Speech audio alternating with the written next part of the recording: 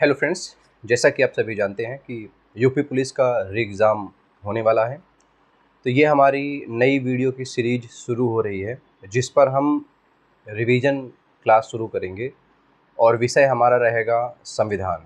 तो शुरू से लगा कर के अंत तक हम पूरा संविधान ख़त्म करेंगे अपने रिवीजन की क्लास में, जहाँ पर हम एक दिन टॉपिक पर डिस्कस कर रहे होंगे और उसके दूसरे ही दिन उसके प्रश्नों पर चर्चा कर रहे होंगे। तो ये क्लास हमारी शुरू हो रही है स्पेशल यूपी पुलिस री एग्ज़ाम के लिए। चलिए तो शुरू करते हैं हम। आज हमारा जो कॉन्सेप्ट है, टॉपिक है, वो है संविधान सभा। तो हमारी शुरुआत होगी संविधान सभा से। तो संविधान सभा में सबसे पहली चीज़ जो आपको मार्क करनी है कि भारतीय संविधान को किसने बनाया, कैसे बना, पूरा प्रोसेस आपको यहाँ पर डिस्कस करना है।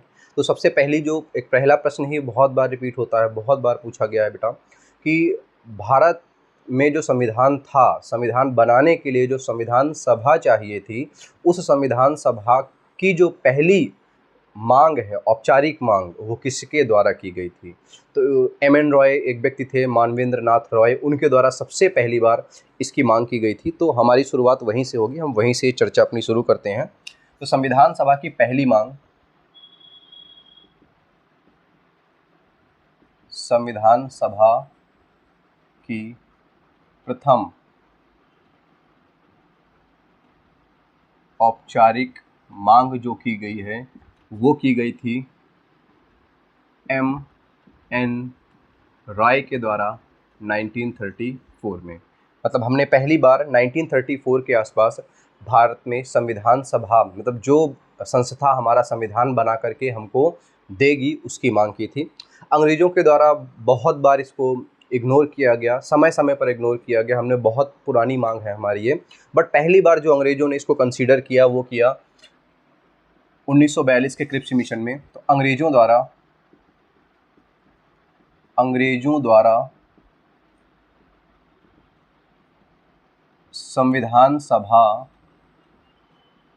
प्रदान करने की जो बात स्वीकार की गई,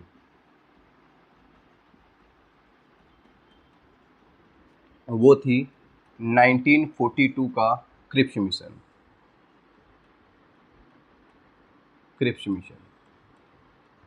हम बहुत ज़्यादा विस्तृत चर्चा नहीं कर रहे होंगे अपने इस YouTube चैनल पर।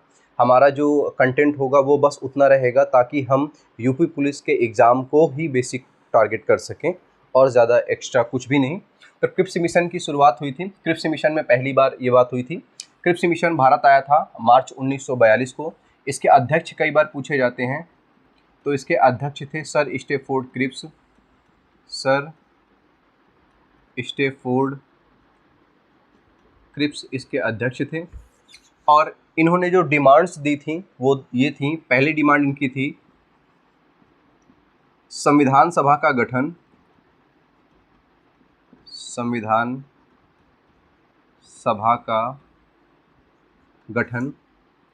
इसके बाद इनकी दूसरी डिमांड थी, संविधान सभा के गठन के बाद इनकी दूसरी डिमांड थी भारत को औपनिवेशिक राज्य का दर्जा, औपनिवेशिक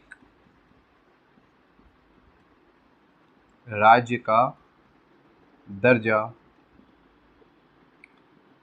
दो डिमांड हो गई। अब मेजर दो ही थी, वैसे तो काफ़ी सारी हैं, बट हम बेसिकली तीन पर ही डिस्कस कर लेते हैं, कि दो पर ही डिस्कस कर लेते हैं कि दो थी। अब ये जो बात कही जा रही है, ये सारी बात कही जा रही है कब कि ये चीज़ें सेकेंड वर्ल्ड वॉर के बाद दी जाएंगी, सेकेंड विश्व युद्ध के बाद, विश्व युद्ध के पश्चात दी जाएंगी। ये सेकेंड वर्ल्ड वॉर के बाद दी जाएंगी। मतलब ये जो बातें की जा रही हैं ना, ये उस समय सेकेंड वर्ल्ड वॉर चल रहा था, सभी को पता होगा। आपने तैयारी कर रखी है ऑलरेडी, बहुत आपकी तैयारी बहुत अच्छी चल रही होगी, तो आपको पता होगा 1942 से लगा करके 1944 तक भारत में पूरे विश्व में सेकेंड वर्ल्ड वॉर चल रहा था। और 1942 की जब हम बात कर रहे हैं, तो ये जो क्रिप्स मिशन आया है, इस समय सेकेंड वर्ल्ड वॉर ही चल रहा था। तो इन्होंने ये स्टेटमेंट दिया था कि ये सारी चीज़ें हम आपको देंगे, तो लेकिन ये सारी चीज़ें आपको मिलेंगी द्वितीय विश्व युद्ध के बाद। इसका दोनों ही लोगों ने विरोध किया। कांग्रेस के द्वारा भी विरोध किया गया, कांग्रेस द्वारा इसका विरोध किया गया, कांग्रेस द्वारा विरोध हुआ क्यों हुआ? क्योंकि हम औपनिवेशिक राज्य नहीं चाहते थे, हम पूर्ण स्वराज चाहते थे। हम पूर्ण स्वराज, क्योंकि ये पूर्ण स्वराज मांग रहे थे, इस वजह से इन्होंने इसका विरोध किया, क्योंकि पूर्ण स्वराज की बात यहाँ कहीं नहीं हुई थी। दूसरा, लीग मतलब मुस्लिम लीग, दो ही बड़ी पार्टियाँ थी उस टाइम पर। मुस्लिम लीग ने भी इसका विरोध किया, इन्होंने भी विरोध किया, लेकिन इनके विरोध का कारण था कि इन्होंने 1940 का लाहौर अधिवेशन था, मुस्लिम लीग का अलग से एक अधिवेशन हुआ था, लाहौर अधिवेशन, जिस अधिवेशन में मुस्लिम लीग ने सामान्यतः दो राष्ट्र का सिद्धांत, मतलब दो राष्ट्र, डबल कंट्री थ्योरी दी थी एक तरह से, जिसमें ये बोला गया था कि एक भारत होगा और दूसरा पाकिस्तान होगा। तो पाकिस्तान की मांग की थी, क्योंकि यहाँ पर पाकिस्तान की कोई बात नहीं की गई थी, इस वजह से पाकिस्तान की मांग को स्वीकार नहीं किया गया, मांग को स्वीकार नहीं किया गया, इस वजह से इसका व्यापक विरोध किया गया मुस्लिम लीग के द्वारा। महात्मा गांधी ने भी इसके बारे में एक स्टेटमेंट दिया है। महात्मा गांधी के द्वारा इसको post dated cheque upon a crashing bank,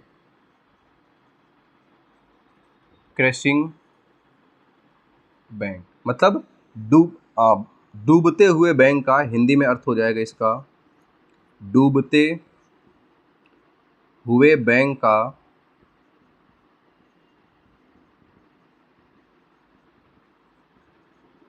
Uttar दिनांकित check.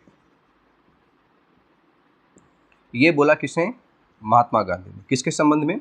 ये बोला क्रिप्स मिशन के संबंध में। कारण, क्योंकि ये जो चर्चाएं हो रही हैं, मान लीजिए आप ये चीज़ें देने की बात भी कर रहे हैं, तो ये कब कर रहे हैं? सेकेंड वर्ल्ड वॉर के बाद। और उस समय अगर हम 1942 का हवाला देखें या 1942 के कंडीशन पर ये बात देखें, तो किसी को भी ये बात पता नहीं चली थी, पता नहीं था कि सेकेंड वर्ल्ड वॉर अभी कितनी समय तक जाएगा। बस इस वजह से इसे पोस्ट डेटेड चेक कहा गया महात्मा गांधी के द्वारा, वो भी post dated cheque upon a crashing bank कहा गया, मतलब डूबते हुए बैंक का एक उत्तर दिनांकित चेक कहा गया, जो मिल तो आज रहा है, लेकिन ये चेक कैश कब होगा इसकी अभी तक कोई अवधि या कोई गारंटी नहीं दी गई है, बस इसी चीज़ को लेकर के। इसके बाद काफ़ी विरोध हुआ और भारतीयों द्वारा एक आंदोलन चलाया गया क्रिप्स मिशन के विरोध में। प्रश्न कई बार पूछा जाता है, क्रिप्स मिशन के विरोध में कौन सा आंदोलन चलाया गया? तो क्रिप्स मिशन के विरोध में अंग्रेजों भारत छोड़ो आंदोलन चलाया गया, अंग्रेजों भारत छोड़ो आंदोलन चलाया गया। एक आंदोलन चलाया गया, कौन सा? अंग्रेजों भारत छोड़ो आंदोलन। ये कब चलाया गया? 1942 में 8 अगस्त 1942 को ये आंदोलन चला था, अंग्रेजों भारत छोड़ो आंदोलन। तो इतना हो जाएगा आपका क्रिप्स मिशन में। इसके बाद क्या होगा? इसके बाद अब उन्होंने हमें एक तरह से प्रावधान दिया, हमने उस प्रावधान को एक्सेप्ट करने से मना किया, एक्सेप्ट नहीं किया, उसका विरोध किया हमने, अंग्रेजों भारत छोड़ो आंदोलन चलाया। महात्मा गांधी ने इसी आंदोलन में करो या मरो का नारा दिया था। इसके बाद और आगे बढ़ने पर डेट आएगी हमारी, अगली डेट आएगी हमारी दिसंबर 1945। ये वो समय है जब ब्रिटेन में चुनाव हो रहे थे और ब्रिटेन पर एक पार्टी चुनाव लड़ रही थी जिसका नाम था लेबर पार्टी, और लेबर पार्टी के जो पीएम पद के प्रत्याशी थे उनका नाम था सर क्लीमेंट एटली। उन्होंने अपने मैनिफेस्टो में या चुनाव संबंधी जो वादे होते हैं उसमें एक स्टेटमेंट दिया, क्योंकि उस समय तक मतलब 1945 के अंत तक आते आते अंग्रेजों पर काफ़ी दबाव पड़ चुका था भारत को आज़ाद करने का। तो जब वहाँ पर सरकार बन रही है, वहाँ पर जब चुनाव हो रहे हैं, तो इस बात का विशेष ध्यान रखा गया कि जो मुद्दा है वो भारत की आज़ादी का भी होना चाहिए। तो सर क्लेमेंट एटली ने ये स्टेटमेंट दिया कि अगर हम चुनाव जीतेंगे तो हम भारत को आज़ाद कर देंगे, और उसी के हिसाब पर उनकी सरकार बनी, चुनाव वो जीते, अच्छी खासी बढ़त के साथ चुनाव जीते, और चुनाव जीतने के बाद उन्होंने अपनी सरकार बनाई, और सरकार बनाने के बाद भारत की स्वतंत्रता या भारत को स्वतंत्रता देने के पक्ष में एक नया कदम उठाते हुए एक मिशन भारत भेजा मार्च 1946 को, जिसका नाम है कैबिनेट मिशन। तो हमारा अगला सेगमेंट होगा कैबिनेट मिशन।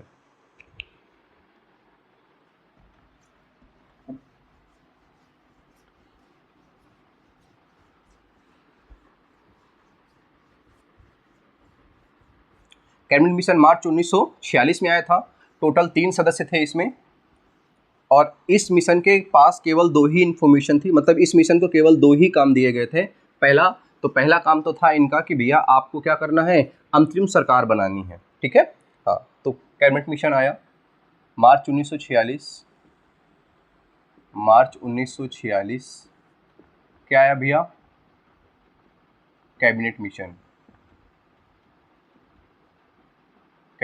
कितने सदस्य थे, 3 सदस्य थे इसमें, 3 सदस्य थे कैबिनेट मिशन में। कितने सदस्य थे, 3 सदस्य थे।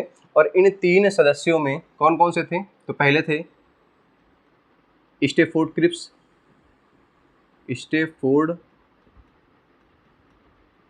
क्रिप्स, दूसरे थे लॉर्ड पैथिक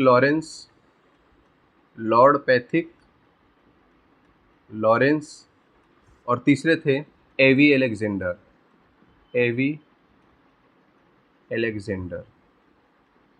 ठीक है। तो ये 3 सदस्य आए थे कैबिनेट मिशन में भारत, और इनका एकमात्र उद्देश्य था भारत में 2 काम करना। पहला, अंतरिम सरकार की स्थापना।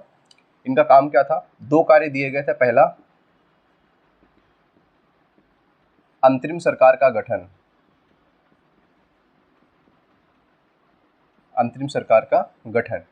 और दूसरा था इनका संविधान सभा का निर्माण। अंतरिम सरकार का गठन किस लिए किया जा रहा है, क्योंकि आज़ादी के बाद, मतलब आज़ादी जैसे ही दी जाएगी तो तुरंत सरकार तो स्थापित हो नहीं पाएगी, तो उस समय भारत की जो व्यवस्था देखने के लिए कोई एक सरकार होनी चाहिए, उसे हम अंतरिम सरकार बोलेंगे। उसके साथ साथ संविधान सभा का गठन क्यों किया जा रहा है, क्योंकि जब संविधान बनके तैयार होगा भारत का, तो वही संविधान सभा ही क्या करेगी, संविधान भारत का बनाएगी, और भारत का संविधान बनाने के बाद उसे भारत को सौंप देगी या लागू कराएगी, जो भी आप बोलना चाहे बोल सकते हैं। तो अंतरिम सरकार का गठन हुआ। पूछेगा पहली बैठक कब हुई है इसकी, या गठन कब हुआ था, तो 2 सितंबर 1946 को हुआ है। 2 सितंबर 1946 को इसका गठन हुआ था। इसके गठन से पहले काफ़ी कुछ हो चुका था, मैं वर्बली आपको इन्फॉर्मेशन दे रहा हूँ।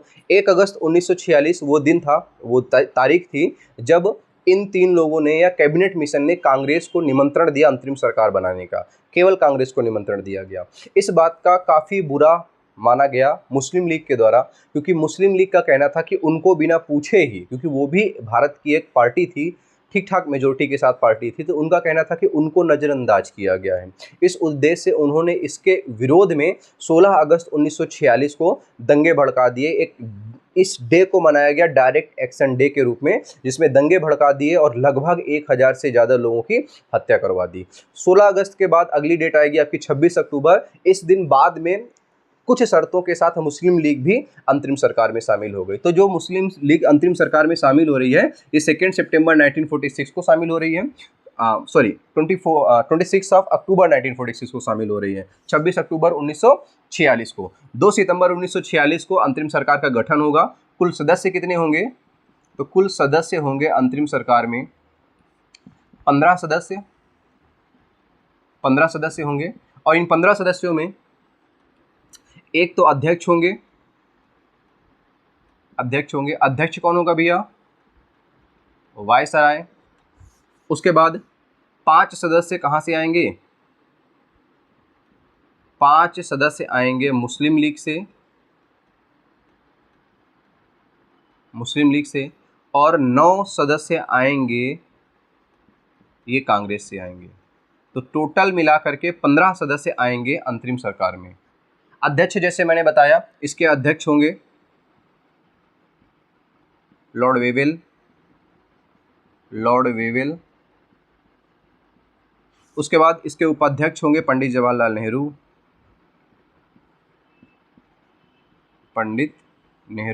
इनके पास विदेश मंत्रालय भी था, इनके पास। उसके बाद गृह मंत्रालय था, गृह मंत्री थे सरदार पटेल।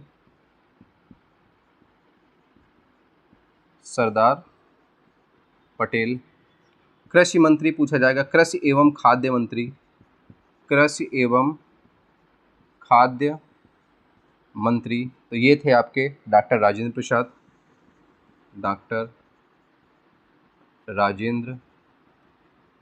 प्रसाद। और भी बहुत सारे मंत्री ऐसे करके थे आपके, वित्त मंत्री, शिक्षा मंत्री, उद्योग मंत्री, रक्षा मंत्री में नाम आता है, पूछा जा सकता है। रक्षा मंत्री देख लीजिए, बलदेव सिंह थे। बस इतना सफिशियंट है आपके लिए। वैसे तो बहुत सारे मंत्रीज हैं, लेकिन इतना सफिशियंट है आपके लिए, यूपी पुलिस के एग्जाम के लिए इतना बहुत है। तो इतने मंत्री थे आपके अंतरिम सरकार में। काम मैंने आपको बता दिया, काम इनका एक ही है कि ये काम क्या करेंगे भैया, जैसे ही अंग्रेज शासन व्यवस्था भारतीयों के हाथों में छोड़कर जाएंगे तो उस समय भारत की शासन व्यवस्था की जिम्मेदारी इन्हीं लोगों के कंधों पर होगी। मतलब जैसे आज का मंत्री परिषद है, वैसे ही इस समय का क्या था, ये अंतरिम सरकार थी एक तरह से। जैसे आज मंत्री परिषद होता है, अभी हाल ही में माननीय श्री नरेंद्र दामोदर दास मोदी जी की सरकार बनी है और उन्होंने अपना मंत्रिमंडल की भी घोषणा कर दी है। तो जैसे आज पीएम और उनका मंत्रिमंडल है, वैसे ही उस समय ये अंतरिम सरकार था। अंतरिम सरकार थी जो आपका शासन व्यवस्था को सुचारू रूप से चलाने में अपना दायित्व रखती थी। इसके बाद एक काम इनका हो गया, पहला काम हो गया इनका। पहला काम क्या था, अंतरिम सरकार का गठन। जो कैबिनेट मिशन आ रहा है, इसका दूसरा जो कार्य था, वो दूसरा कार्य था कि भैया ये क्या करेंगे, संविधान सभा का गठन करेंगे। उसको देख लेते हैं हम, संविधान सभा का गठन। अगर किसी भी टॉपिक में कोई दिक्कत, संशय या कोई प्रॉब्लम हो तो आप बेहिचक पूछ सकते हैं।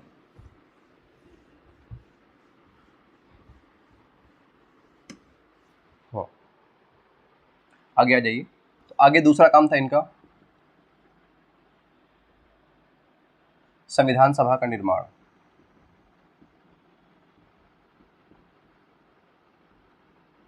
संविधान सभा का निर्माण। अब संविधान सभा का निर्माण करने के लिए सबसे पहले तो था कि टोटल जो संविधान सभा बनाई जाए उसमें सभी क्षेत्रों के प्रतिनिधि आए। तो इसके लिए इन्होंने चुनाव कराए।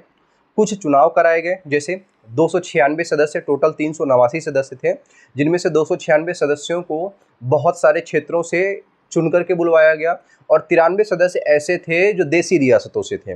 देसी रियासत क्या है, तो देसी रियासत वो क्षेत्र हैं जहाँ पर हमारे राजा महाराजा शासन व्यवस्था संभालते थे। तो वहाँ से बाकी सदस्य आएंगे, 93 सदस्य। तो यही देखना है आपको। तो कैसे होगा, तो पहले याद रखिएगा, अप्रत्यक्ष निर्वाचन प्रणाली के द्वारा निर्वाचन होगा। कैसे भैया, अप्रत्यक्ष निर्वाचन प्रणाली के द्वारा,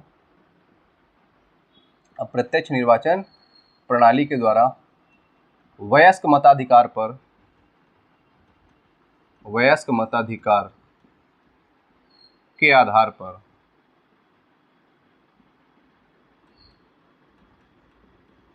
तो कैसा इलेक्शन है भैया, ये है भैया अप्रत्यक्ष, मतलब इनडायरेक्ट सिस्टम है। मतलब यहाँ पर डायरेक्ट जनता ने वोट नहीं किया, इनडायरेक्ट वे में ये सारे सदस्य चुने गए हैं। कितने संख्या पर, कितने की संख्या पर एक प्रतिनिधि चुना गया था, तो 10 लाख की जनसंख्या पर, 10 लाख की जनसंख्या पर एक प्रतिनिधि चुना गया था। ठीक है, यहाँ से कई बार ये प्रश्न पूछा गया है, चुनाव किस आधार पर हुआ, कैसे हुआ, कितने लाख की जनसंख्या पर सदस्य चुने गए, तो वो सारी चीज़ें आप यहाँ से मार्कअप कर सकते हैं। इसके बाद आगे आ जाइए, टोटल सदस्य देख लेते हैं। तो सदस्यों को 2 आधार पर हम बांटेंगे। पहला, 2 आधार पे क्यों है समझ लीजिए। पहला, हम आज़ाद, जब तक हम अभी तो हम आज़ाद भी नहीं हुए हैं। 15 अगस्त 1947 को हम आज़ाद होंगे और अभी चल रहा है 1946। तो इसमें जो इस समय संविधान सभा जिस समय बन रही है, उस समय जो सदस्य होंगे वो भारत और पाकिस्तान के संयुक्त रूप से एक साथ होंगे, क्योंकि उस समय पाकिस्तान का विभाजन भारत से नहीं हुआ था। लेकिन जैसे ही 15 अगस्त 1947 आएगी, उस समय भारत का पाकिस्तान से विभाजन हो जाएगा। तो जाहिर सी बात है, जब विभाजन होगा तो भारत का बहुत बड़ा हिस्सा पाकिस्तान को दिया जाएगा, एक पश्चिमी पाकिस्तान के रूप में, एक पूर्वी पाकिस्तान के रूप में। और जब इतना बड़ा हिस्सा जा रहा है तो उसके साथ साथ में जनसंख्या भी जाएगी। और आपको पता है कि सब सदस्य किस आधार पर चुने गए थे, जनसंख्या के आधार पर चुने गए थे। आज भी आपके लोकसभा, विधानसभा, विधान परिषद या फिर राज्यसभा, कहीं पर भी आप सदस्यों की जो संख्या है वो जनसंख्या के आधार पर ही चुनी जाती है। तो जब इसी बात है कि जैसे ही बंटवारा होगा तो फिर हमारा स्थान बटेगा तो जनसंख्या भी बटेगी। तो जाहिर सी बात है कि सदस्यों का कम होना स्वाभाविक है। तो 2 प्रकार के सदस्य हो जाएंगे, एक आज़ादी से पहले और एक आज़ादी के बाद। तो आज़ादी से पूर्व जो थे, आज़ादी से पूर्व कितने सदस्य थे, आज़ादी से पूर्व, तो आज़ादी से पूर्व थे 389 सदस्य थे, 389 सदस्य थे, जिनमें से 292 सदस्य ब्रिटिश प्रांत से आए थे, ब्रिटिश प्रांत से। क्या होता है भैया ब्रिटिश प्रांत क्या है? ऐसा क्षेत्र जहां की शासन व्यवस्था की जिम्मेदारी ब्रिटिशर्स के पास थी। 4 सदस्य आए थे चीफ कमिश्नरी प्रांत से। कहां से आए थे? चीफ कमिश्नरी प्रांत से। चीफ कमिश्नरी प्रांत से आए थे। और बाकी जो सदस्य बच रहे हैं 93 सदस्य, ये आए थे देशी रियासतों से। कहां से आए थे भैया? देशी रियासतों से। देशी रियासतें भैया कौन सी हैं? वो क्षेत्र जहां का शासन व्यवस्था हमारे राजा और महाराजा स्वीकार करते, मतलब राजा और महाराजा के द्वारा चलाया जाता था। अगर आज़ादी के बाद की बात करें तो आज़ादी के बाद की बात करें तो आज़ादी के बाद जो सदस्यों की संख्या थी वो घट करके कितनी रह गई? 299 सदस्य बचे, जिनमें से 229 सदस्य आपके बचे थे ब्रिटिश प्रांत से, और 70 सदस्य आपके बचेंगे कहाँ से? 70 सदस्य बचेंगे, ये बचेंगे आपके देशी रियासतों से। देशी रियासतों से। अब आपसे पूछा जाएगा कि सबसे ज़्यादा सदस्य कहाँ कहाँ से आए थे, तो पहला एक पॉइंट तो आप यहीं से मार्क कर सकते हैं कि हैदराबाद एक ऐसी रियासत थी। हैदराबाद के द्वारा अपना प्रतिनिधि नहीं भेजा गया था, अपना प्रतिनिधि नहीं भेजा गया था हैदराबाद के द्वारा, ये बात मार्क करिएगा। और दूसरा, सबसे ज़्यादा सदस्य किस प्रांत से थे? ब्रिटिश प्रांत से। संयुक्त प्रांत से सबसे ज़्यादा सदस्य थे। संयुक्त प्रांत अपने यूपी को ही कहा जाता है। संयुक्त प्रांत से सबसे ज़्यादा 55 सदस्य थे, 55 सदस्य थे। और अगर हम देशी रियासतों की बात करें तो देशी रियासतों में हमारी एक रियासत है त्रावणकोर। यहाँ से हमारे 7 सदस्य थे। कितने थे? 7 सदस्य थे। तो देशी रियासत में सबसे ज़्यादा सदस्य त्रावणकोर से हैं, और संयुक्त प्रांत में सबसे ज़्यादा सदस्य कहाँ पर हैं? ये 55 सदस्य संयुक्त प्रांत से हैं और 7 सदस्य त्रावणकोर से हैं। हैदराबाद ने अपना प्रतिनिधि भेजा ही नहीं था संविधान सभा में। इसके बाद एक चीज़ आपकी छूट रही है, ये जो 4 सदस्य आ रहे हैं चीफ कमिश्नरी प्रांत से आ रहे हैं। तो मैंने बताया अभी कि ब्रिटिश प्रांत क्या था भैया? ब्रिटिश प्रांत वो क्षेत्र था जहाँ के शासन की जिम्मेदारी ब्रिटिशर्स के हाथ में होती थी, मतलब अंग्रेजों के हाथ में होती थी। लेकिन जो देशी रियासतें हैं वहाँ पर हमारे राजा और महाराजा रूल करते थे, मतलब राजा महाराजा शासन व्यवस्था देखते थे। लेकिन अगर हम बात करें चीफ कमिश्नरी प्रांत कौन से हैं, तो ये वो 4 क्षेत्र थे जिसका प्रशासन सीधा सीधा हमारे जो वायसराय होते थे वो देखते थे। तो ये चार कौन कौन से थे पहले तो यही देख लो। तो ये 4 जो आपके चीफ कमिश्नरी प्रांत हैं, 4 चीफ कमिश्नरी प्रांत, 4 जो प्रांत हैं वो कौन कौन से हैं? पहले बात, इनका शासन कौन संभालता था? तो गवर्नर जनरल। कौन संभालता था? गवर्नर जनरल, या इसे आप वायसराय भी बोल सकते हैं। तो डायरेक्टली इनके अधीन होते थे ये सभी लोग, मतलब ये जितने भी 4 क्षेत्र हैं। जैसे आजकल आपके केंद्र शासित प्रदेश होते हैं जो सीधा केंद्र सरकार के अधीन या राष्ट्रपति के अधीन होते हैं, वैसे ही ये थे। 4 थे कौन कौन से? तो 4 थे, एक ए, दूसरा बी, ए, बी, सी और डी। ए से था अजमेर, बी से था बालूचिस्तान, सी से था कुर्ग और डी से दिल्ली। ये 4 चीफ कमिश्नरी प्रांत थे जो आपके आए हुए थे। तो ये इतना हो जाएगा कि संविधान सभा का गठन कैसे हो रहा है। अप्रत्यक्ष निर्वाचन प्रणाली, वयस्क मताधिकार के आधार पर 10 लाख की जनसंख्या पर एक प्रतिनिधि चुन लिया जाएगा। कितने कितने सदस्य थे ये बता दिए। कैटेगरी वाइज भी सदस्य पूछे जाते हैं कि जैसे अनुसूचित जाति के कितने सदस्य थे, अनुसूचित जाति के कितने सदस्य थे, तो याद रखिएगा इनके सदस्य थे 26। और अनुसूचित जनजाति के कितने थे? अनुसूचित जनजाति के कितने थे? तो ये थे भैया कितने? 33 सदस्य थे। महिलाएं कितनी थी संविधान सभा में? तो महिलाएं थी 15।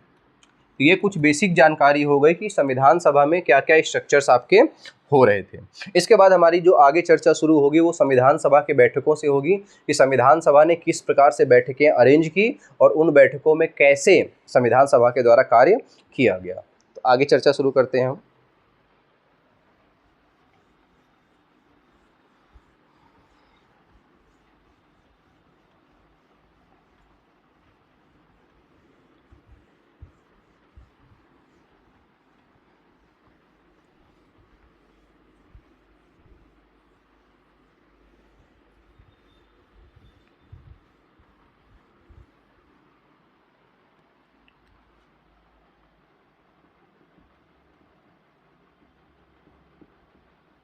संविधान सभा की पहली बैठक, यह कहा जाता है गठन।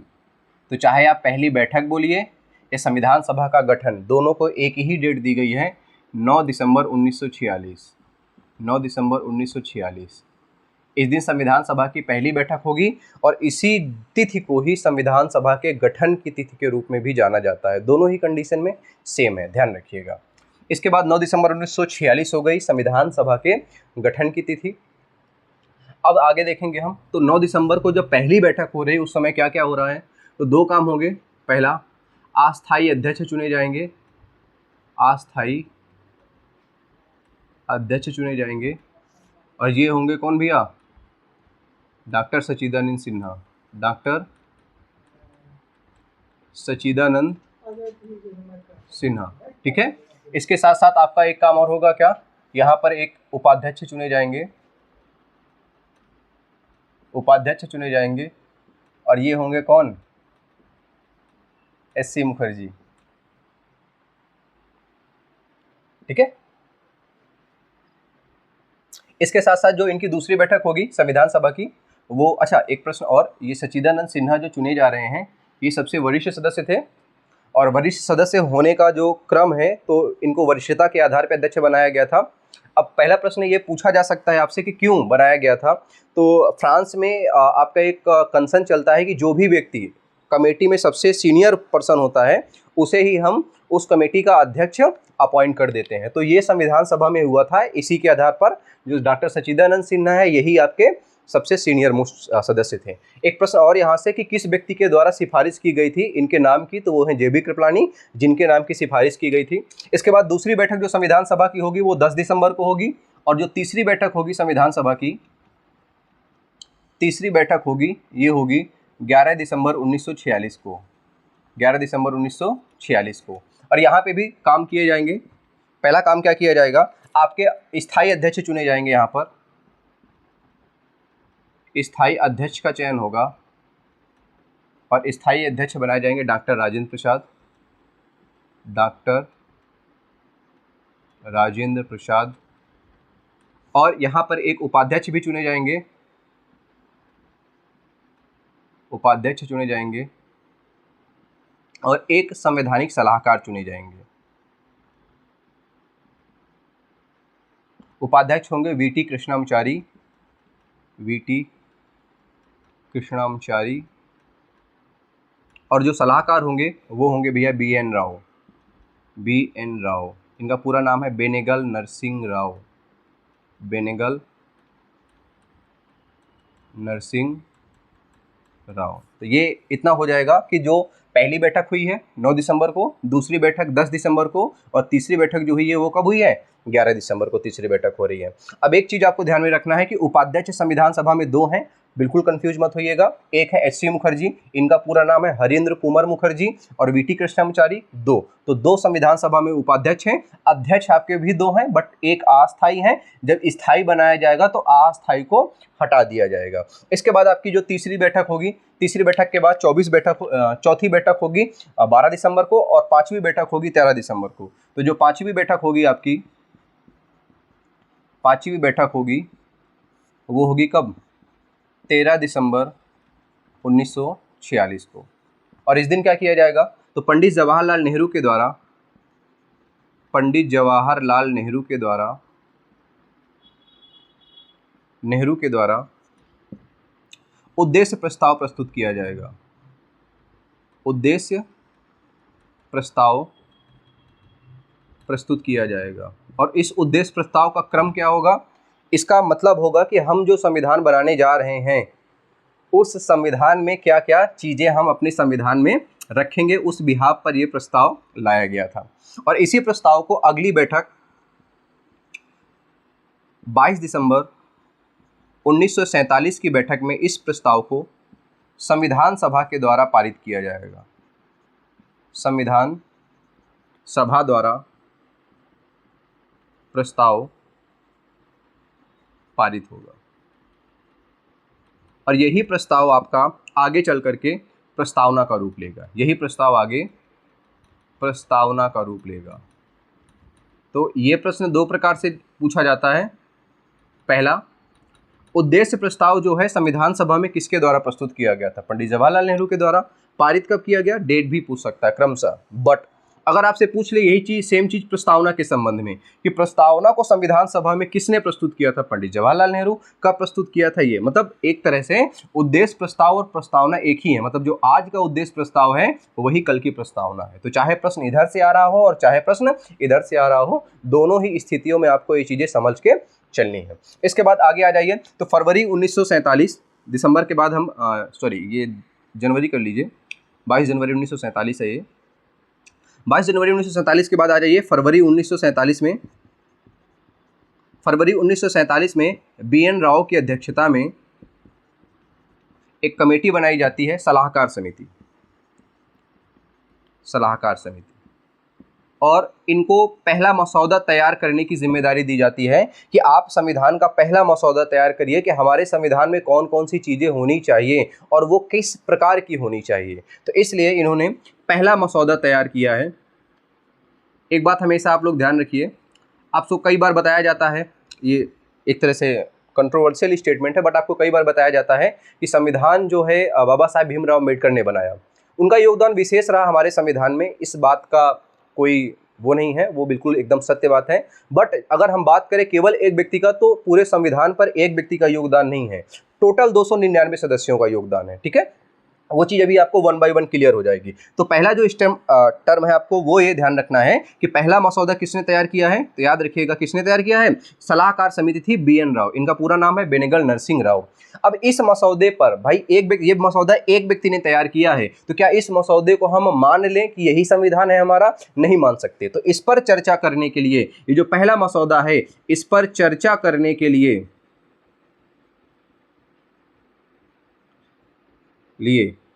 इस मसौदे पर चर्चा करने के लिए 7 सदस्य की एक कमेटी बनाई गई। 7 सदस्य की एक कमेटी बनाई गई और उस कमेटी का नाम है प्रारूप समिति। क्या नाम है? प्रारूप समिति। इसमें एक अध्यक्ष थे और 6 अन्य सदस्य थे। इसके अध्यक्ष थे डॉक्टर बाबा साहेब भीमराव अम्बेडकर। इसके अध्यक्ष जो होंगे, प्रारूप समिति के अध्यक्ष होंगे आपके डॉक्टर भीमराव अम्बेडकर, भीमराव अम्बेडकर। अब डॉक्टर भीमराव अम्बेडकर थे, इसके अध्यक्ष थे, और इनके साथ साथ 6 और सदस्य थे जिन लोगों ने मिल करके एक नया मसौदा तैयार किया, एक और मसौदा तैयार किया, और इसे आप बोल सकते हैं प्रारूप समिति का तैयार हुआ मसौदा, जिसे आप बोलेंगे दूसरा मसौदा। दूसरा मसौदा। तो भारत का जो संविधान का पहला मसौदा था, पहला ड्राफ्ट था, वो काली तैयार किया गया था BN राव के द्वारा।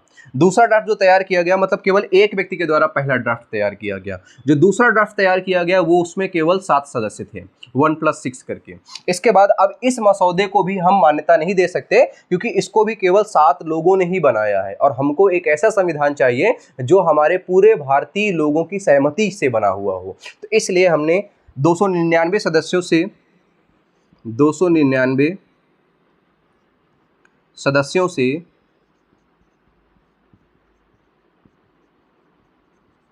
सहमति लेने के लिए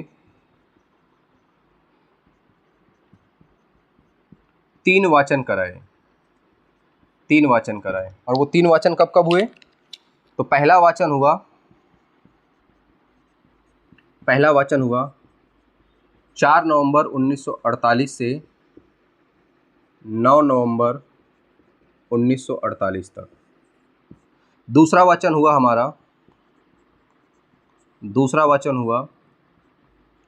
15 नवंबर 1948 से 17 अक्टूबर 1949 तक। इसके बाद जो हमारा तीसरा वाचन होगा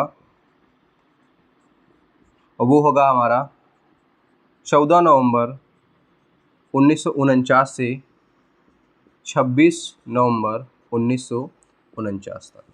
और ये जो 26 नवंबर की तिथि आपको दिख रही है, ये वही तिथि है जिस दिन हमारा संविधान बन करके क्या हो गया?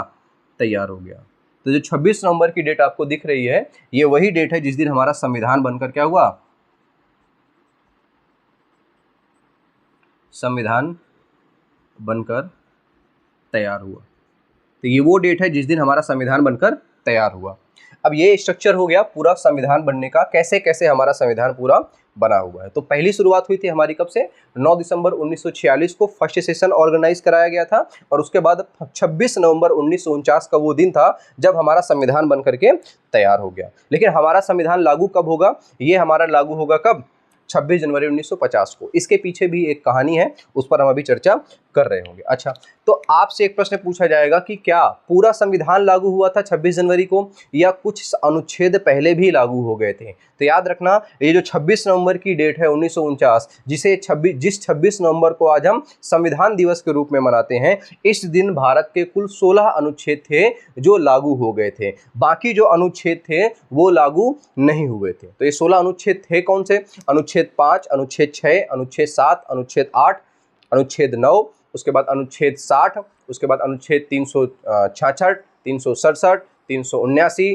380, 388, उसके बाद 391, 92, 93, 94, ये आपके टोटल 16 अनुच्छेद थे जो इसी दिन लागू हो गए थे, मतलब 26 नवंबर 1949 को लागू हो गए थे। इसके बाद के जो अनुच्छेद बच रहे हैं ये आपके लागू होंगे कब, ये आपके लागू होंगे 26 जनवरी, मतलब जो पूरा संविधान बच रहा है वो आपका लागू होगा 26 जनवरी 1950 को। इसके बाद इसके 26 नवंबर के बाद हम आगे चलते हैं।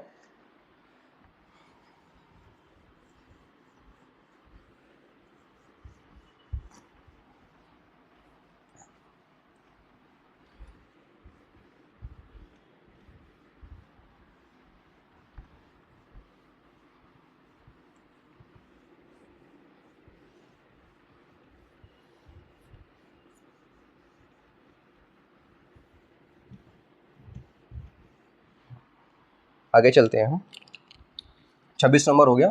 इसके बाद जो हमारा संविधान लागू होगा, संविधान लागू होगा वो होगा 26 जनवरी 1950 को, पूर्ण रूप से हमारा संविधान लागू होगा।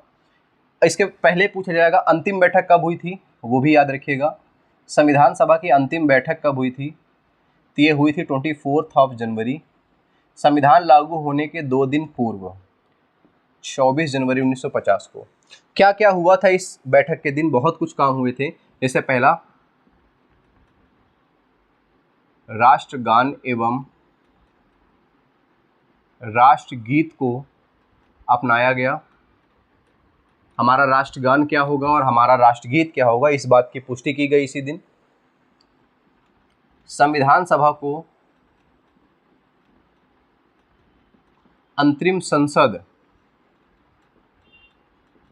अंतरिम संसद में परिवर्तित कर दिया गया। संविधान सभा को अंतरिम संसद में परिवर्तित कर दिया गया। और जो संविधान सभा के अध्यक्ष थे डॉक्टर राजेंद्र प्रसाद, तो डॉक्टर राजेंद्र प्रसाद को भारत के पहले राष्ट्रपति के रूप में चुना गया और कुल 284 सदस्यों के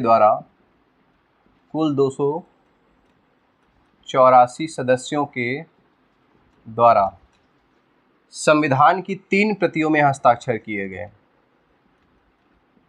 संविधान की 3 प्रतियों पर हस्ताक्षर किए गए।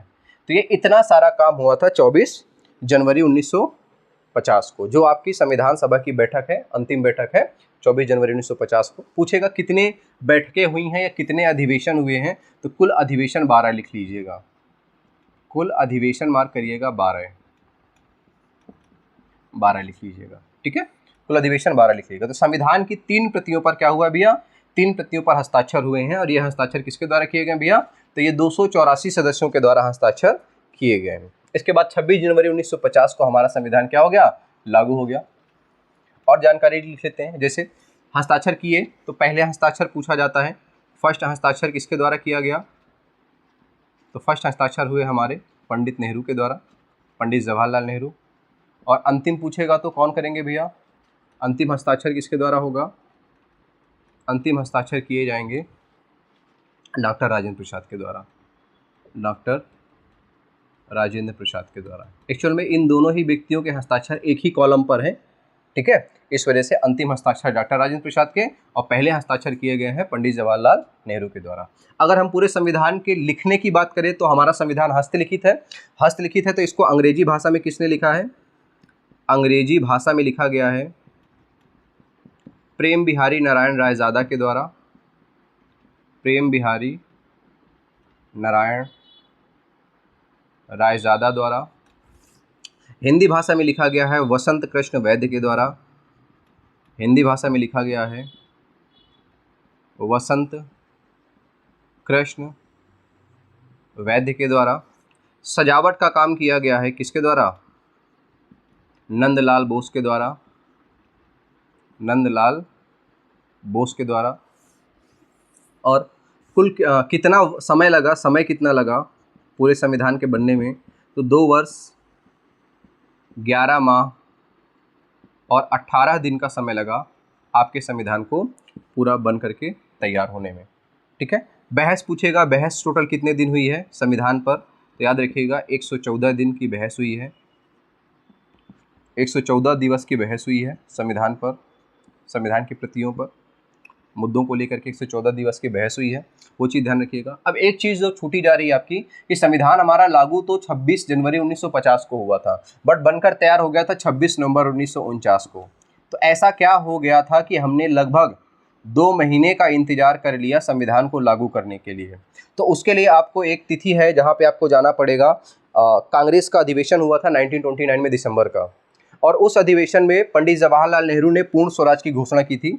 1929 का अधिवेशन होगा कांग्रेस का, लाहौर अधिवेशन। यहाँ पर क्या होगा? पूर्ण स्वराज की घोषणा की जाएगी पंडित नेहरू के द्वारा। पूर्ण स्वराज की घोषणा की जाएगी, और इस घोषणा के पश्चात एक स्टेटमेंट और दिया जाएगा कि आगामी जो 26 तारीख है, ये दिसंबर का महीना था और दिसंबर का लास्ट का था, 29 से 30 दिसंबर की बात है ये। तो आगामी जो 26 तारीख है, मतलब आगामी 26 आएगी, वो आएगी 26 जनवरी और सन होगा 1930। तो आगामी 26 तारीख को हम मनाएंगे भारत का पहला स्वतंत्रता दिवस या स्वाधीनता दिवस। भारत का स्वाधीनता दिवस सेलिब्रेट किया गया 26 जनवरी 1930 को, और ये वो दिन था जब से 1947 तक, 1947 तक हम अपना जो स्वाधीनता दिवस कब मनाते आ रहे हैं? 26 जनवरी को ही मनाते आ रहे हैं। लगभग हमने 18 वर्षों तक अपना स्वाधीनता दिवस 26 जनवरी को सेलिब्रेट किया। अब ये पूरी जो डेट है अपने आप में एक अलग महत्व रखती थी। बस इसी डेट के महत्व को बचाए रखने के लिए जो हमारे संविधान के निर्माता थे, उन्होंने हमारा संविधान 26 नवंबर को बनने के बाद भी इसको 26 जनवरी को ही लागू कराया, ताकि ये जो पिछले 17-18 सालों का हमारा स्वाधीनता दिवस का जो एक तिथि का जो अलग से वर्चस्व है, वो वर्चस्व खत्म ना हो जाए। इस वजह से संविधान को 26 जनवरी 1950 को लागू किया गया, ठीक है। क्योंकि भाई अब 47 तक ही क्यों? क्योंकि आपको पता है हमारा जो देश है वो आज़ाद हो गया था 15 अगस्त 1947 को। तो इस दिन, इस साल 26 जनवरी को हमने सेलिब्रेट किया स्वतंत्रता दिवस, 15 अगस्त को हम स्वतंत्र हो गए। तो हमारा स्वाधीनता दिवस तो यहाँ आ जाएगा ना, जिसे हम स्वतंत्रता दिवस भी बोलते हैं। तो फिर 26 जनवरी को अब क्या होना चाहिए? तो इसलिए हमने क्या किया, ये जो पूरा संविधान है उसको 2 महीने इंतजार करने के बाद 26 जनवरी 1950 को लागू करवा दिया। तो ये आपका संविधान बन चुका है, बन करके लागू हो चुका है। यहाँ पर कुछ पॉइंट्स आपके और बच रहे हैं लास्ट के, जैसे कि संविधान बना था तब कितने अनुच्छेद थे, अभी वर्तमान में कितने अनुच्छेद है, बस वो वाला पॉइंट्स और देख लीजिए। बस फिर आपका ये टॉपिक लगभग आपका खत्म हो चुका है।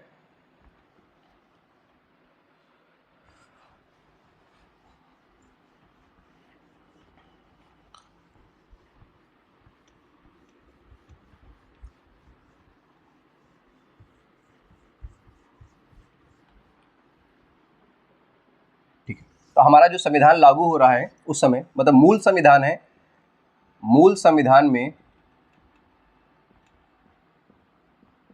कुल अनुच्छेद कितने थे? कुल अनुच्छेद थे 395, ठीक है।